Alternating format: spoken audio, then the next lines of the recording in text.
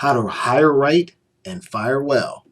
Next up on the Two Business Guys Mastermind. Enjoy.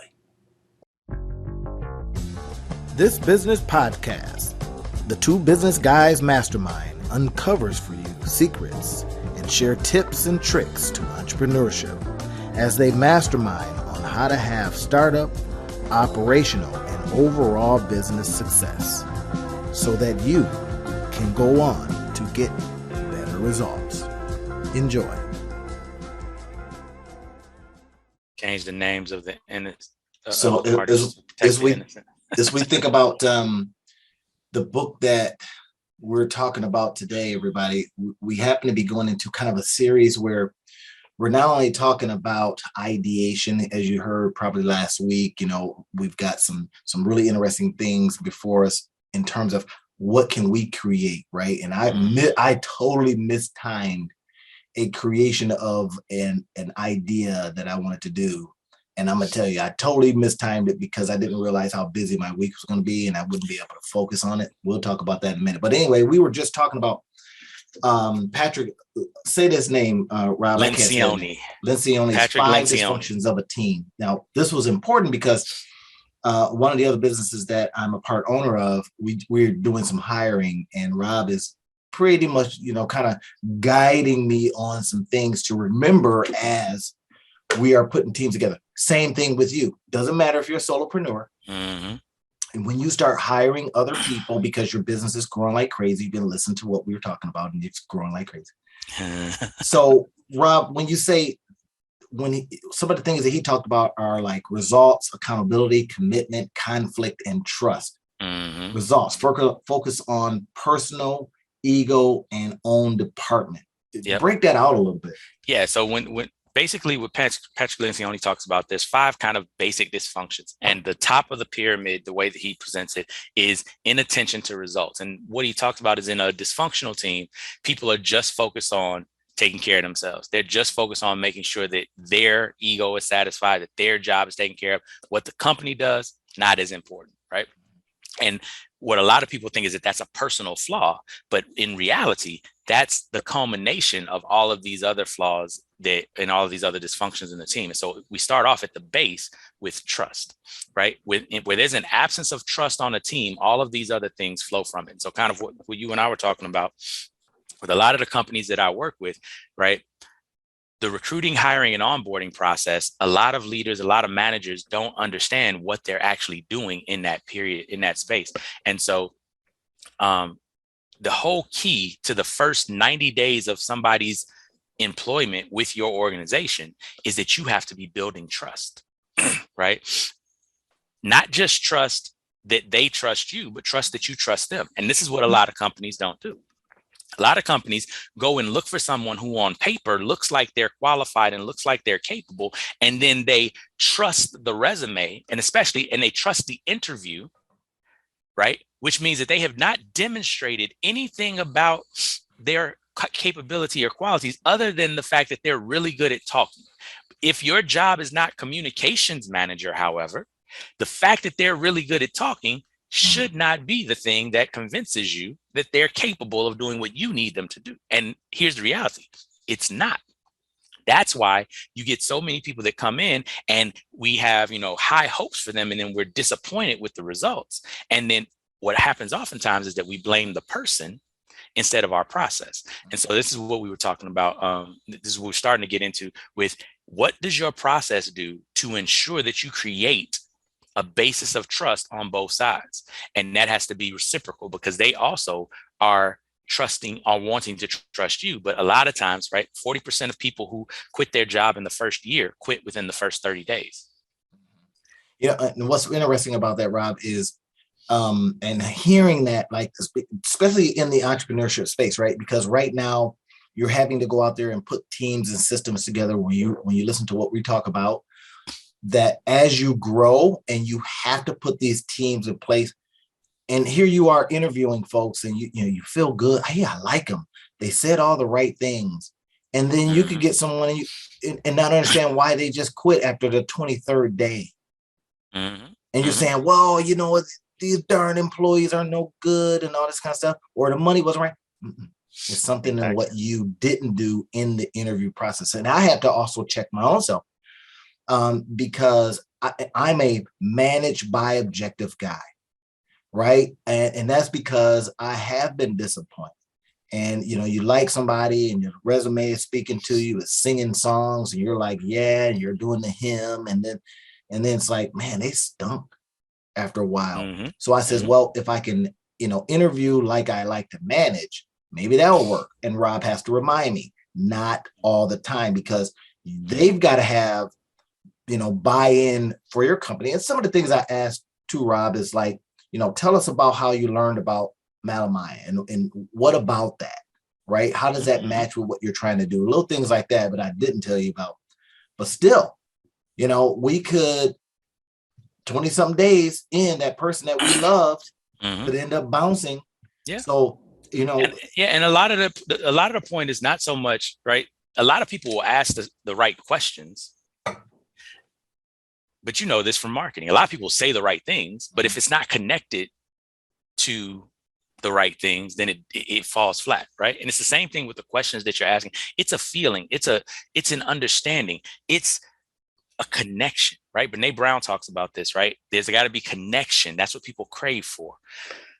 And so the whole idea in the Marine Corps, right? When I was going through officer candidate school, everybody that gets to officer candidate school had to go through an application process.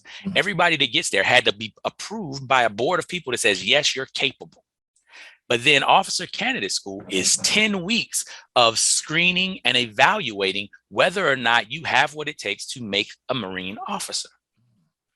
And there are a number of things that happen in that onboarding period, if you will, which are interesting. So the first 4 weeks, you can't quit. You have to do 4 weeks. You commit to doing at least 4 weeks, right? Wow. And so you can't quit. You can't go home. You can't do nothing. You're there for 4 weeks, even if you're just sitting in a hospital room or whatever for 4 weeks, and then you go home. Whatever it is, you're not leaving for 4 weeks, right? That's the commitment that you make when you go. But here's the key. At the 4 week mark, they have what's called a drop on request, DOR. So you can raise your hand and say, Marine Corps is not for me. At week 7, you can raise your hand and say, Marine Corps is not for me. At week 9, you can raise your hand and say, Marine Corps is not for me, right? And even when you graduate, you can say, Marine Corps is not for me. But here's the interesting thing that you'll see. Again, I was there and, there were 65 guys that started off in my platoon in officer candidate school. 36 of us graduated. Now, we had the highest attrition rate in our platoon, but even the platoon that kept the most people graduated 51. And we all started off with 65, and really we started off with 67. 3 of them didn't make pickup because they couldn't pass the physical fitness test when we started. They had passed one before, but then they failed this one, so they were like marginal, right? So they didn't pass the physical fitness test when we went. So what you saw in that process was a high attrition rate, like 40, almost 50% attrition rate in our platoon. But here's the key, and this is the next piece though. So you go through officer candidate school, everybody gets commissioned as lieutenants, and then you go to what's called the basic school, which is your actual training on how to be a Marine Corps officer, 6 months of training. We started off with 276 Marines. We finished with 272 Marines, and the 4 Marines that didn't finish were injured, so they just got recycled. They didn't leave the Marine Corps.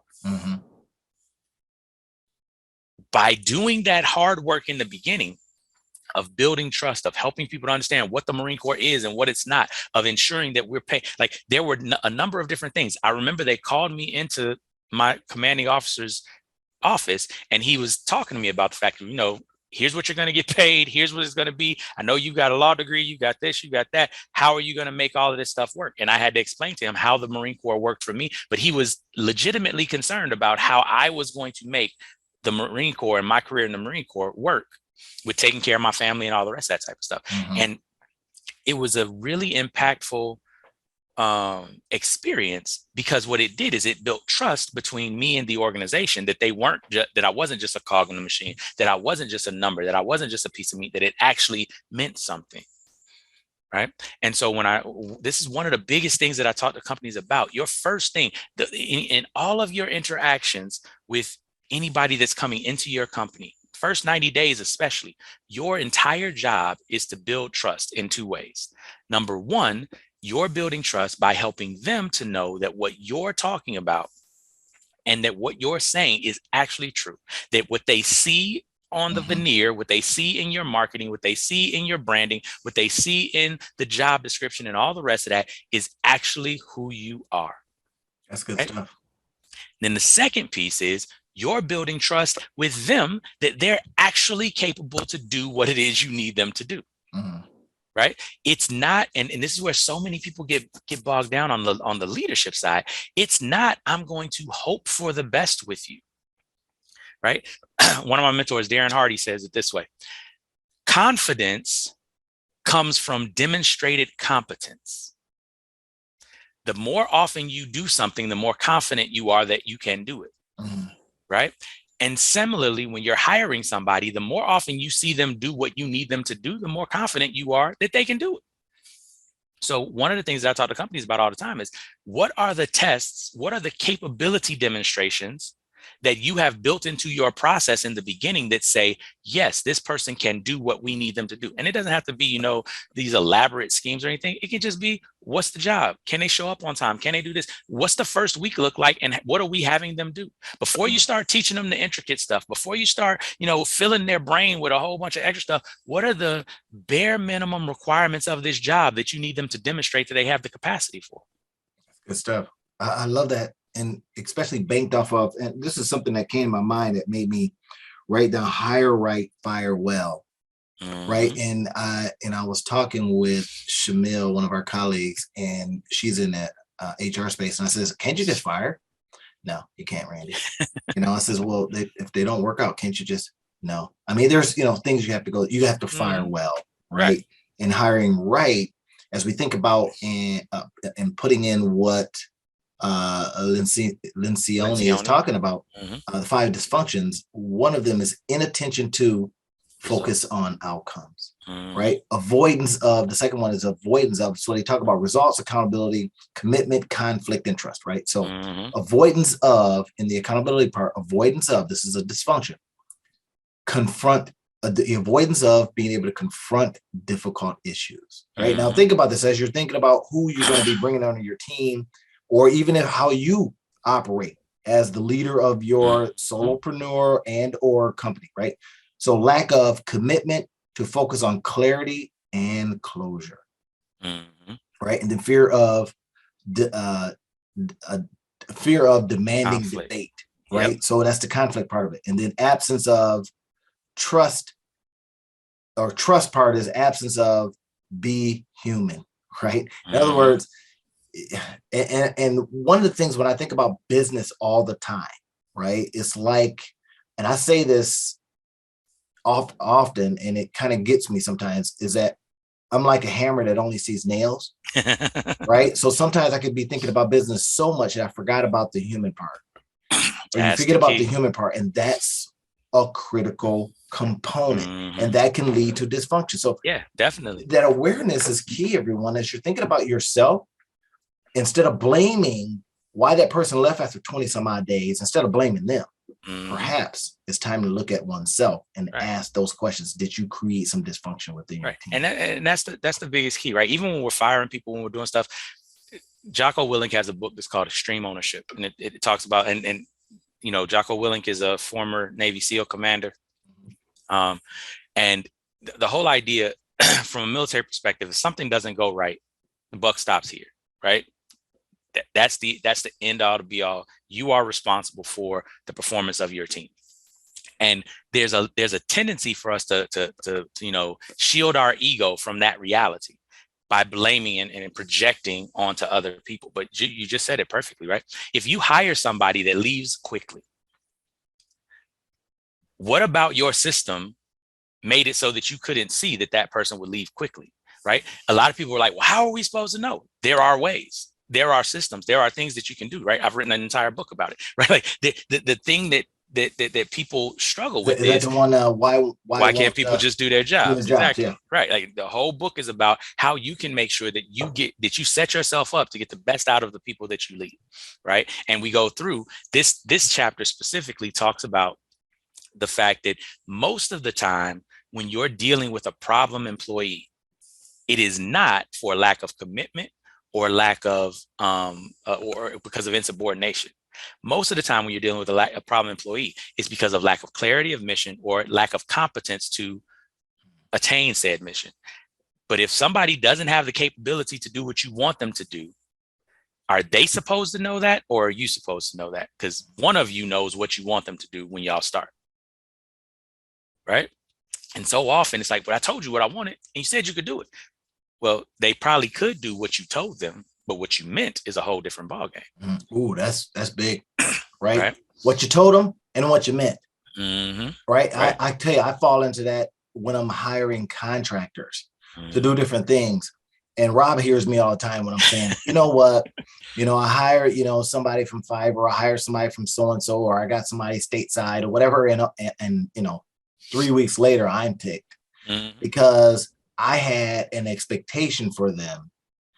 But especially when you're hiring contractors that don't speak your native language, there is a disconnect that happens in how clear you are with your instructions. So even if you say you think you're clear, right? I want you to do these 5 things. You actually want more than those 5 things. Yes. You want the 5 things plus. And for some, in certain situations, that is extremely difficult to pull off. Exactly. So then I'm pissed. They didn't do this. They're not thinking. They're not hey, you didn't ask them to do that. Because what so many of us run into is what I call the curse of knowledge. Because you know what you want, you're unaware of how you just jump over the obstacles to what you want in your mind. There are gaps in our thinking all the time, right? You and I do this with professional facilitators, professional speakers. I'm constantly putting together a message for people to be able to understand stuff. So we're a little bit more aware of it than the average person. But in normal speaking, in normal thought processes, what the curse of knowledge does is we forget so often what it's like to not know what we're talking about. We forget what it was like before we understood and before we had clear in our mind this vision that we have. But the key is just because you can see it doesn't mean you can articulate it. Right? If you've ever caught yourself saying, you know what I mean? Right. Right? Yeah. You already lost. Yeah. You have to say, you know what I mean. I rarely say that, but right? I know exactly what you're talking about. I hear somebody that says it. I got a friend that says it constantly. And I constantly say, yeah, no, I don't know what you mean. Exactly. I don't let them off the hook. Right. But in a power dynamic, and this is what so many people run into, if you're that person where you're like, does that make sense? Right. And it's the type of questions that you ask. And right, I used to run into it all the time, even with my staff. And I'm good at communications, right? So I don't want anybody listening to think that this is one of those things where it's like, oh, you got to be perfect. No, but you just have to be aware. I used to ask, does that make sense? That was my question, right? And I realized that people, because they're cordial, because they're nice, and because intellectually, whatever you say, it probably makes sense, will say, yeah. But that's not the feedback that you're asking for. What you're really trying to find out is, did they hear and understand exactly what I said? So I changed the question. Now what I ask people, and you'll hear me say this a lot, right? This, as soon as I say it, it'll pop in your mind. What did you hear me say? Yeah. And that takes extra work, Rob.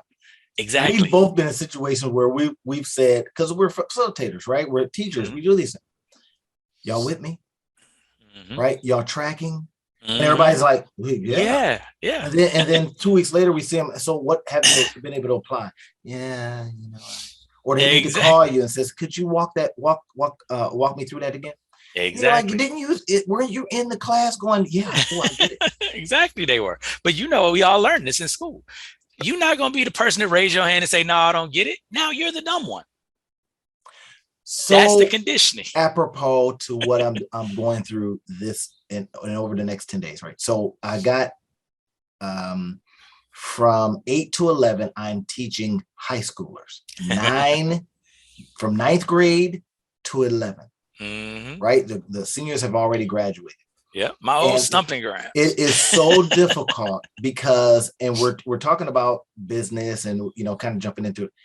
And what's difficult is watching the faces have just blank and no responses, right? So as a facilitator, you're like, look, you live and die by what you feel people are getting. Otherwise, you find yourself repeating, et cetera, et cetera. Mm-hmm. And a degree of what you talked about earlier, that curse of knowledge. I know this stuff. Why don't they?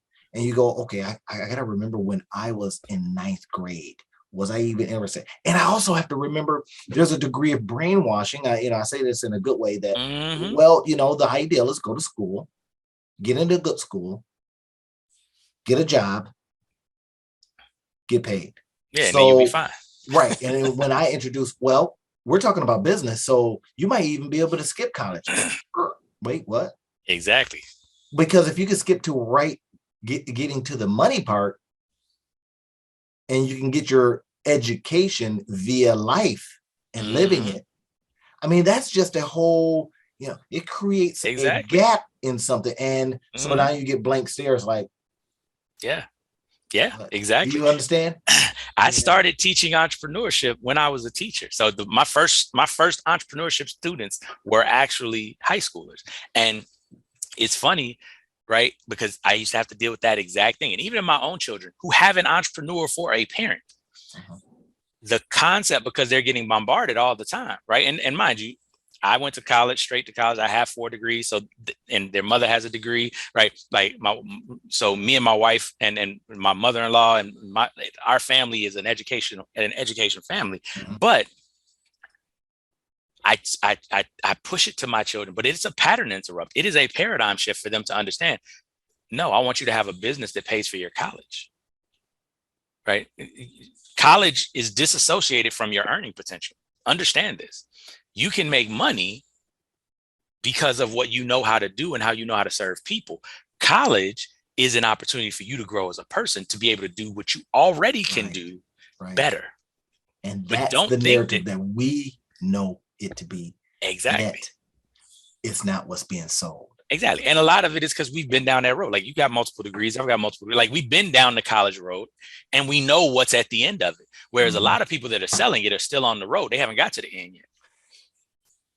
Right. That's so funny. So, all right. So we went on this little tangent, everybody, because, once we introduced high school and you remember your days, man, I tell you though, I wish I had, I was lucky enough. I remember algebra was really, really hard for me. So I took business math.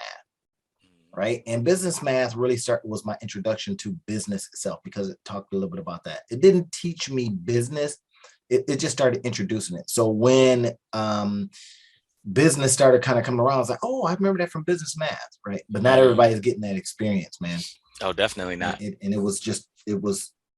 I've got maybe, 5 more days of it. And I can tell you, it almost breaks your heart sometimes to see the lack of, I don't know. For me, it was like the lack of ability to reach them. Yeah. No, so I'll take full responsibility. Lack of ability to reach them. And to that point, I think you said something that was really powerful, right? Because when we talk about the curse of knowledge, it's a lot of people think that it's, arrogance or it's no, it's what it is there are certain things. I was just having a conversation about this with another mastermind group of agile coaches that I meet with. And we were talking about, so often, because I'm the leadership guy in the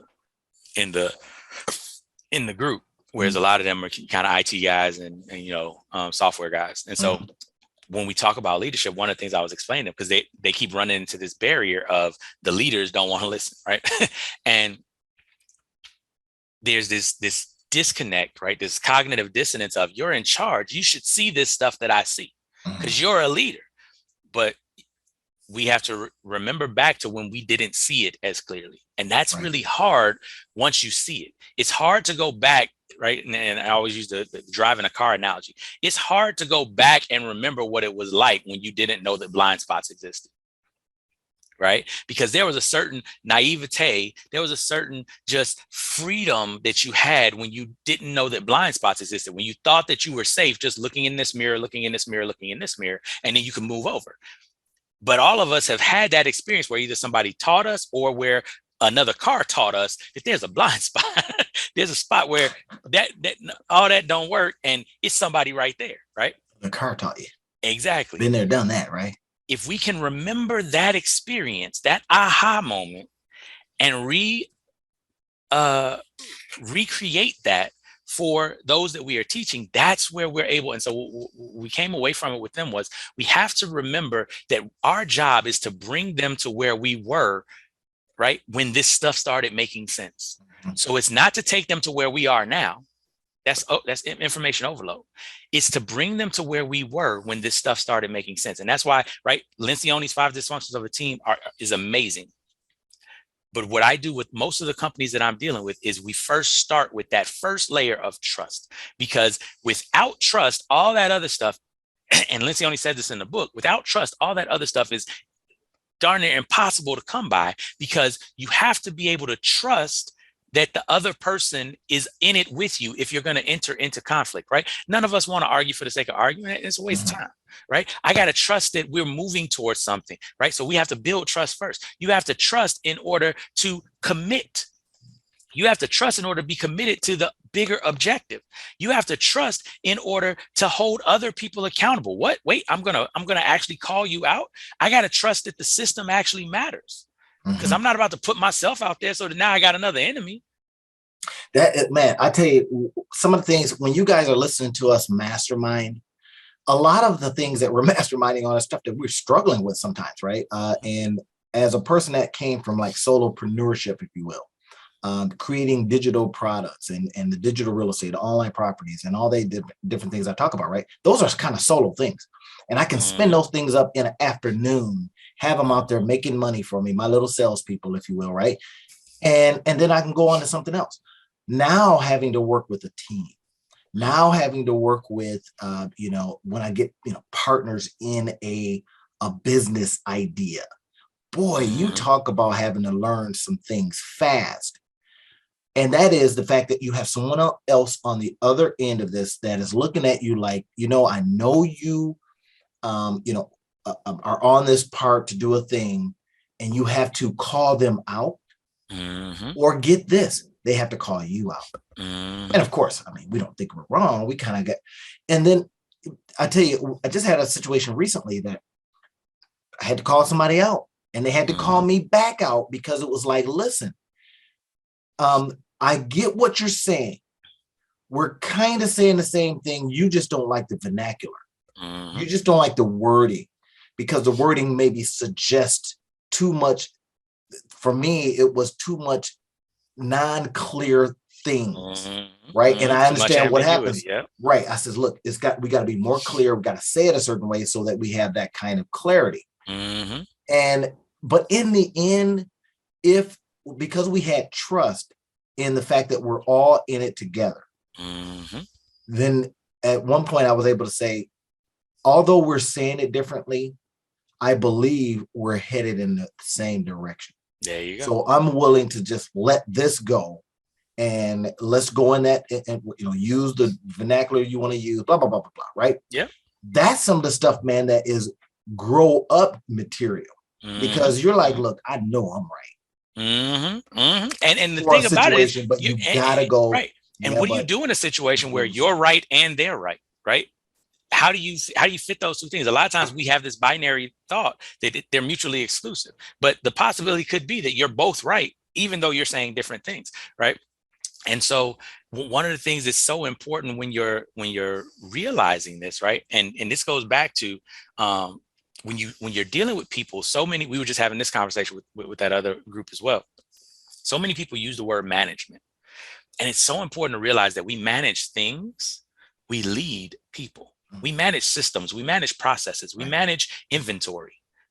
You don't manage people, right? You manage objectives. You don't manage people. People take care of processes. People take care of systems. People take care of inventory. People take care of operations. People take care of objectives, but they're not one and the same.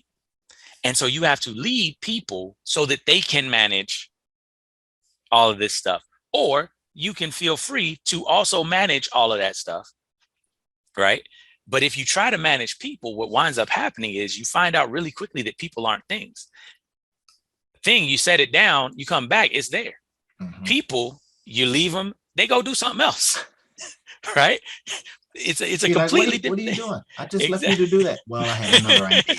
Exactly, right. And it's really important to embrace the fact that people are people.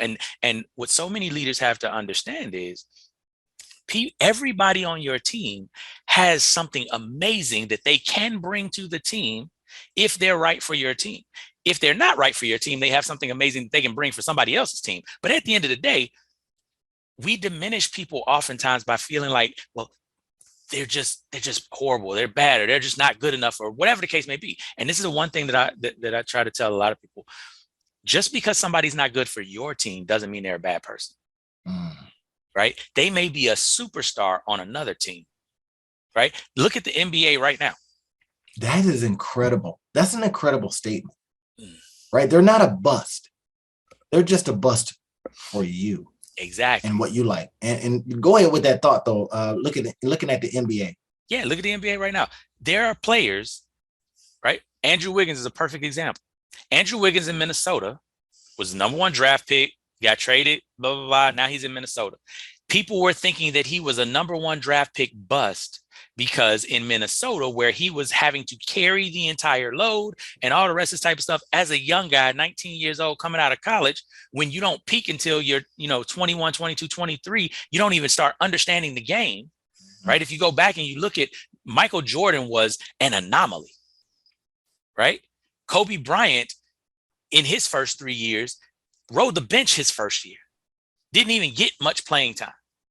Right? In the second year and the third year, still wasn't doing great things. He was good, but he wasn't great. But then you look at Kobe, 99, 2000, like Kobe was that dude. But it took time. So Andrew Wiggins is in Minnesota, and he's not the player that everybody thought he should be. Now, fast forward, Andrew Wiggins is with Golden State, and he's a lockdown defender. He's an amazing athlete. He just had the dunk of the year over Luka Doncic, and now their team is in the NBA Finals. And everybody's talking about how amazing of a talent Andrew Wiggins is.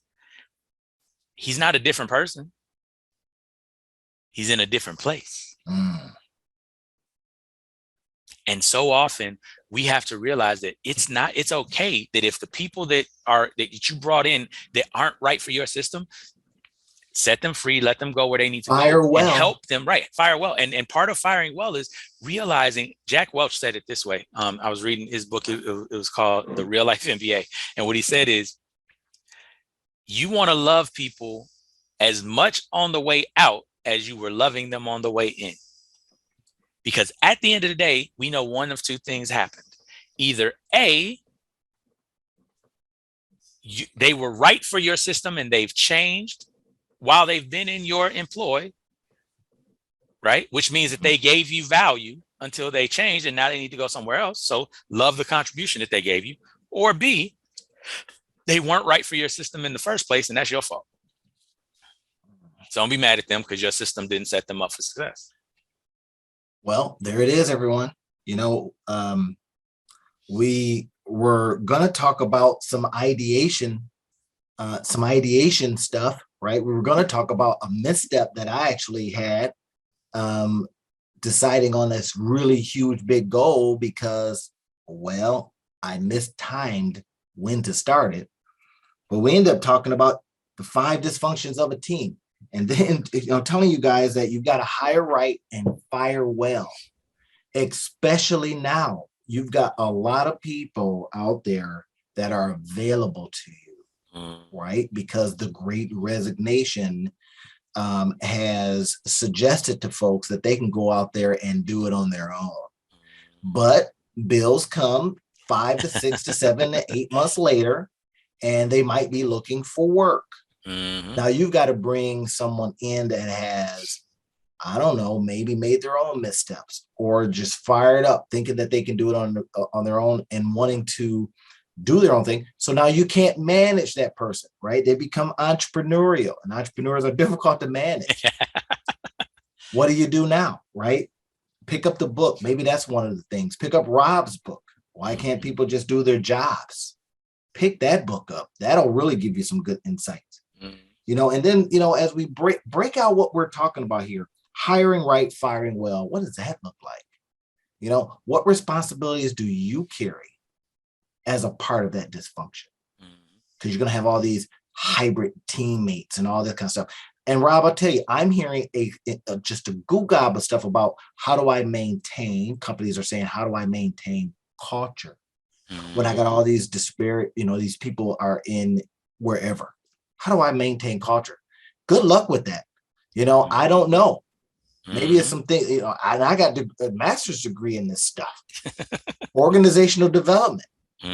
Right. And one thing I can say that if you want Rob and I to come in and help you out and talk about these things, especially because you've got a lot of entrepreneurs that are coming into your company with their own ideas. Yeah, you're trying to manage them, you're going to run into some trouble. So we can definitely going to run into some trouble, because here's the key to, and remember, if we want to leave with an idea, you manage things, you lead people.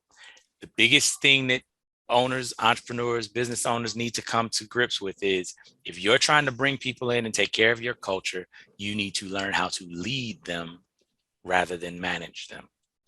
And you know who is the leadership guru? Rob is I don't know which way it is. Rob is the leadership guru, right? I'm the entrepreneur that's going to show you how to, create these, massive amounts of digital real estate in your company. Randy is the ideation mastermind. Right. So listen, we hope that what we've been able to talk with you about today is informative. So this little workshop, this little mastermind, you're able to pull it apart and go, that is what I need to go deeper on. And we'll help you out with that. If you want to just send us an email, we'll leave all the information in the description field for you. So Rob, what can we leave them with that gives them a little uplift before we go? Yeah, I think that the last thing, and what we've been talking about a lot of the mistakes or the problems, but understand this, right? One of my jiu-jitsu instructors, and their grandfather was the one who coined this first. Grandmaster Elio Gracie used to say, we don't lose. We either win or we learn. And understand that in your business, even when you're making mistakes, right? You're paying tuition at the school of business, the real world business, and figuring out how to be better, how to do this better. All of the things that you're going through on this path, if you hire those people the wrong way, if you do these types of things, count it all good, count it all gain, because what you're experiencing is you're giving yourself opportunities to learn things that you may not have known before.